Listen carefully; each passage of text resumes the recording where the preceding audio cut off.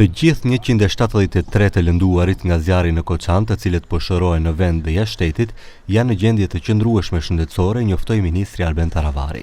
Site pacijenti što se likuvaat vo državata i nadvor od državata se vo stabilna i dobra sostojba, povećето od njih se podobruvaat, od vkupno 20 što beja kritični pacijenti, сега денеска konstatirаме дека се 10 po teški pacijenti koji što se povtorno i tije se stabilni, nadvor životna opasnost.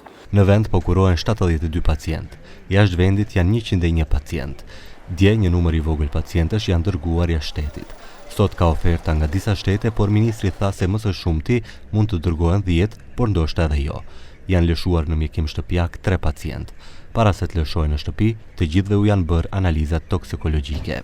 3 pacijenti beja ispičani včera, utre povtorno se planira ušte 3 pacijenti. Od idната недела се надевам дека ќе ве известуваме за колку пациенти си одат дома, си продолжуваат дома во лекување и исто така ќе ве известуваме од идната недела некои од пациентите кои што полека ќе почнуваат да се враќаат od stranskite državi. Nga pacientët e cilët shërohen në vend, 34 janë në qendrën klinike, 15 në spitalin 8 shtatori, 11 të hospitalizuar në spitalin e përgjithshëm të qytetit, ndërsa në Shqip 1 pacient.